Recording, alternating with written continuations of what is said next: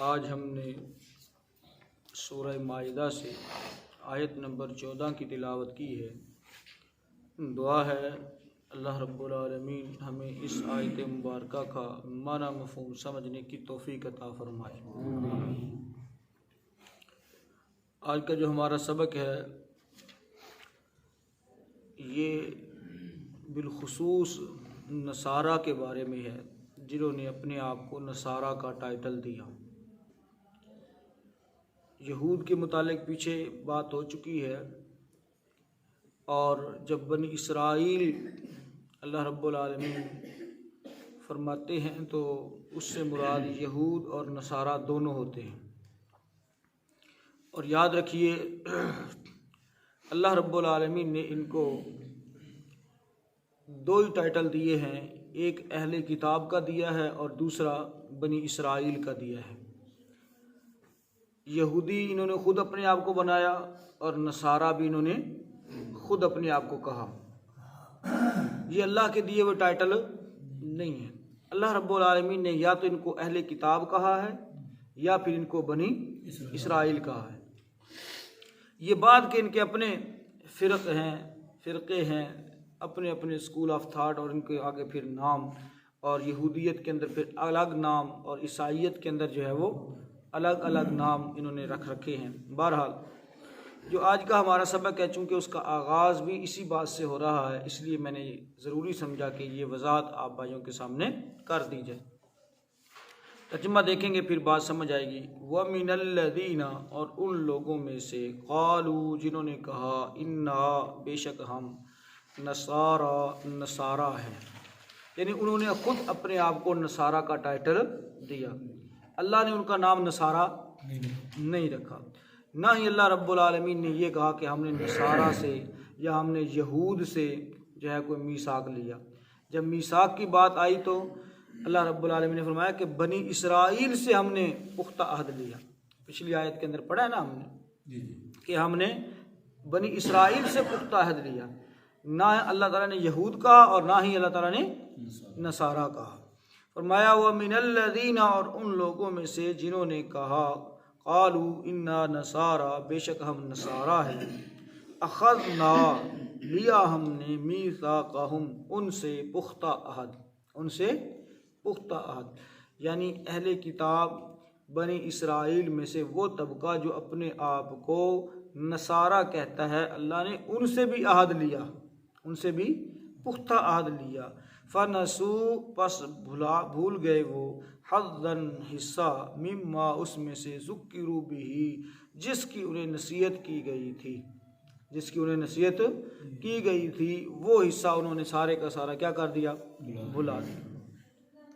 جب انہوں نے وہ حصہ بھلایا نصیحت والا، پھر ہم نے ان کی سزا میں کیا کیا؟ فرمایا فَأَغْرَيْنَا، پس بھڑکا دی ہم نے، بینہم، ان کے درمیان، العداوت، عداوت، والبغضاء، اور دشمنی اور کینہ، ٹھیک ہے، عداوت، دشمنی، والبغضاء، اور کینہ، ان کے درمیان ہم نے اس کو بھڑکا دیا، کیونکہ انہوں نے اللہ کے احکامات کی نافرمانی کی تھی، تو سزا کے طور پر اللہ رب العالمین نے دشمنی ڈال دی ان کے درمیان، اور اس طرح سے کینہ ان کے درمیان اس کو بھڑکا دیا۔ الی یوم القیامت، قیامت تک کے لیے، قیامت تک کے لیے، وہ اب اکٹھے کبھی نہیں ہو سکتے، ان کے درمیان محبت پیدا نہیں ہو سکتی، ایک دوسرے کے دشمن ہی بنیں گے۔ تو پتہ چلا کہ عذابات الہی میں سے ایک عذاب یہ بھی ہے کہ بندوں کے درمیان اتفاق نہ رہے، اتحاد نہ رہے، محبتیں ختم ہو جائیں، خون سفید ہو جائیں، تو یہ بھی اللہ رب العالمین کے عذابات میں سے ایک عذاب ہے۔ فرمایا وَسَوْفَ، اور ان قریب، يُنَبِّعُهُمُ اللَّهُ، خبردار کرے گا یا خبر دے گا ان کو اللہ، بِمَا كَانُوا، باوجہ، بسبب، تھے وہ، کانو، تھے وہ، یصنعون، جو کیا کرتے، یعنی اللہ رب العالمین ان کو ان کے اعمال کی خبر دے گا، وہ کیا کیا کرتے تھے، سارا کچھ ریکارڈ ان کے سامنے کھول کر رکھ دیا جائے گا۔ ترجمہ دوبارہ سے دیکھیں۔ وَمِنَ الَّذِينَ قَالُوا، اور ان لوگوں میں سے جنہوں نے کہا اِنَّا نَصَارَىٰ، بے شک ہم نصارہ ہیں، اخذنا لیا ہم نے، میثاقہم ان سے پختہ عہد، فنسوا پس وہ بھول گئے، حظاً حصہ، مما اس میں سے ذکروا بہ جس کی انہیں نصیحت کی گئی تھی یا جس کے ذریعے انہیں نصیحت کی گئی تھی، فاغرینا پس بھڑکا دیا ہم نے، بینہم العداوۃ والبغضاء ان کے درمیان دشمنی اور کینہ پروری، الی یوم القیامت قیامت تک، وسوف ینبئہم اللہ بما کانوا یصنعون اور ان قریب اللہ انہیں اس کی خبر دے گا جو وہ کیا کرتے تھے۔ محترم بھائیو، جیسا کہ میں پہلے آغاز کے اندر یہ بات کہہ چکا ہوں کہ اللہ رب العالمین نے یہاں جن لوگوں کو مخاطب کیا ہے، جن لوگوں کا واقعہ ذکر کیا ہے، یہ ٹائٹل اللہ نے ان کو نہیں دیا تھا، وہ ٹائٹل انہوں نے خود اپنا رکھ لیا تھا، بنا لیا تھا۔ ویسے عیسائیوں میں سے ایک طبقہ تھا جنہوں نے واقعتاً نصارہ ہونے کا حق ادا کیا، کیونکہ نصارہ کا جو لفظی معنی ہے وہ ہے مددگار، مدد کرنے والے، اور انصار بھی اسی سے ہے، انصار بھی اسی سے ہے۔ سیدنا عیسیٰ علیہ السلام کو جب انہوں نے قید کر رکھا تھا اور وہ پھانسی پر چڑھانا چاہتے تھے، تو ایسے عالم میں انہوں نے اپنے دشمنوں کے ارادوں کو بھانپ کر اپنے حواریوں سے کہا تھا، من انصاری الی اللہ، اللہ کے لیے میری کون مدد کرے گا؟ تو قال الحواریون نحن انصار اللہ، جو حواری تھے، جو ان کے ساتھ چلنے والے تھے، جو ان کے ساتھ عقیدت محبت رکھنے والے تھے، انہوں نے کہا ہم اللہ کے لیے آپ کے مددگار ہیں، وہ انصار بنے، ٹھیک ہے۔ لیکن ان کا اصل ٹائٹل تھا حواری، ان کا اصل ٹائٹل کیا تھا؟ حواری۔ جیسے کہ نبی محترم صلی اللہ علیہ وسلم کے ساتھیوں کا ٹائٹل کیا تھا؟ صحابہ یا صحابی، ٹھیک ہے۔ تو ان کا ٹائٹل تھا حواری اور حواریو، ٹھیک ہے۔ تو اب ان کو اس چیز کو چھوڑ کر جو انہوں نے وہ اللہ تعالیٰ سے وعدہ کیا اور وقت کے نبی سے جو وعدہ کیا، انہوں نے کہا کہ ہم اللہ کے لیے آپ کے مددگار ہیں۔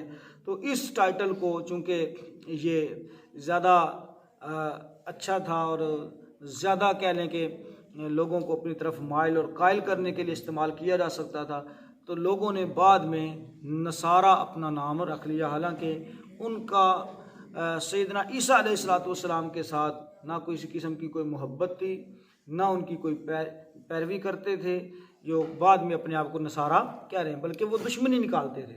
اور ان کی صورتحال کیا ہے؟ اللہ رب العالمین نے یہاں پر نقشہ کھینچا ہے کہ کہنے کو تو یہ اپنے آپ کو نصارہ کہتے ہیں، اپنے آپ کو جیسے ہم بہت سارے لوگ اپنے آپ کو اہل سنت کہہ لیتے ہیں، لیکن یعنی سنت سے کوئی واسطہ ہی نہیں ہے۔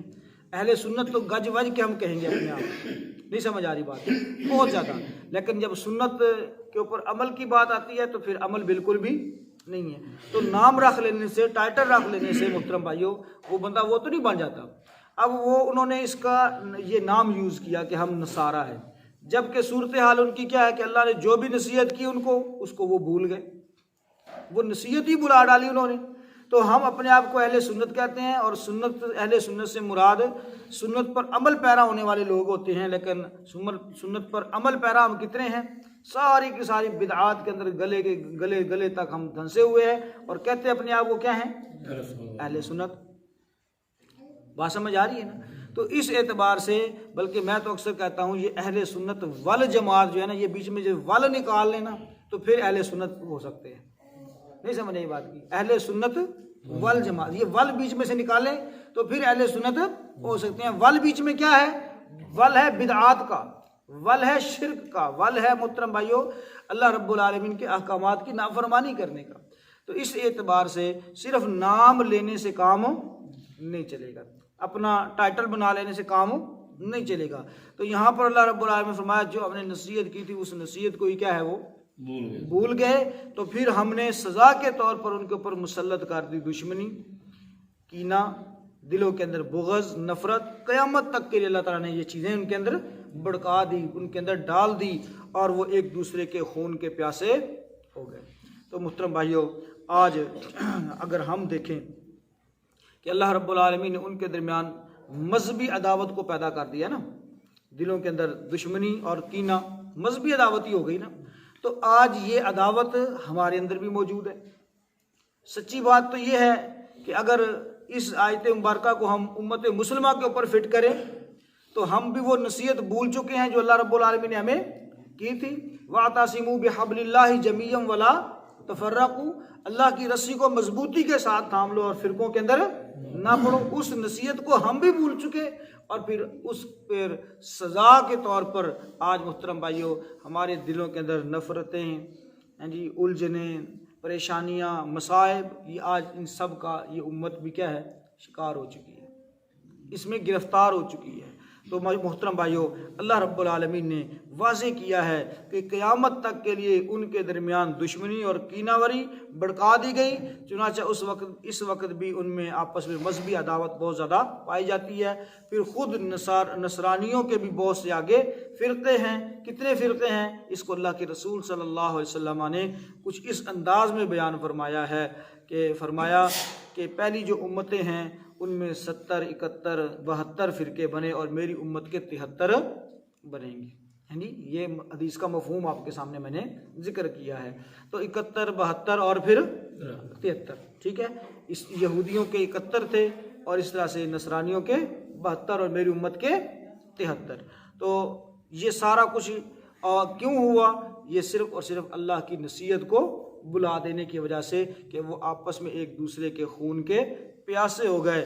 اور مسلمانوں کا معاملہ جو ہے اس کے پیچھے بھی یہی ریزن ہے کہ وہ ترک جہاد اور اللہ رب العالمین کی آیات کا انکار، عملی طور پر انکار کر بیٹھے ہیں، جس کی وجہ سے آج ان کے درمیان بھی بہت زیادہ فرق نظر آ رہا ہے، دشمنی نظر آ رہی ہے، عداوت نظر آ رہی ہے، دل گھٹے ہوئے نظر آ رہے ہیں، اور دشمنوں کے مقابلے میں بالکل زیرو ہیں۔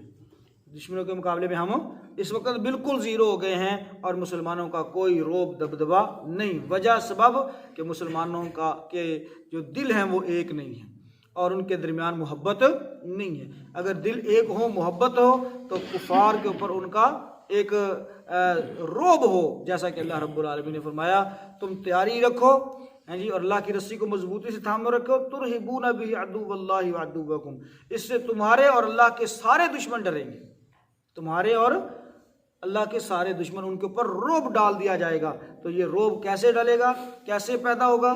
جب ہم سب ایک ہوں گے۔ تو محترم بھائیوں، یہ آیت مبارکہ ہم اپنے اوپر فٹ کر کے دیکھیں تو بات بالکل سمجھ آ جائے گی کہ مسلمانوں میں بھی ایسا اختلاف اور دشمنی پیدا ہوئی پڑی ہے، اور یہ صرف نام کے مسلمان ہیں جنہوں نے جو ہم نے اپنا ایک اجتماعی طور پر رکھ رکھا ہے کہ ہم نام کے مسلمان ہیں، لیکن اگر دیکھا جائے تو آج سارے کافر جو ہے ہمارے افتراق سے، ہمارے انتشار سے، ہماری جو ہے آپس کے اندر عداوتوں سے اور دشمنیوں سے بہت حد تک فائدہ اٹھا رہے ہیں۔ اللہ تعالیٰ سے دعا کرتے ہیں اللہ رب العالمین ہم سب کو ایک بنا دے، اللہ رب العالمین ہمیں اپنی اصلاح کی توفیق عطا فرمائے، دلوں کے اندر سے جو میل ہے اس کو ختم فرما دے، عداوتوں کو ختم کر دے، ہم سب ایک جان ہو جائے، اتحاد اتفاق مسلمانوں کو نصیب ہو۔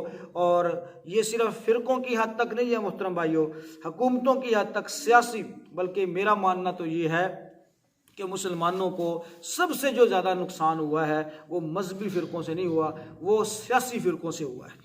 کس سے ہوا ہے؟ سیاسی فرقوں سے ہوا ہے، کیونکہ مذہب جو ہے وہ انسان کا اپنا ایک کہہ لیں کہ اندرونی معاملہ چل رہا ہوتا ہے، وہ کنٹرول ہو جاتا ہے، لیکن جو سیاسی معاملہ ہوتا ہے وہ محترم بھائیوں اس کی لپیٹ میں پورا معاشرہ ہوتا ہے۔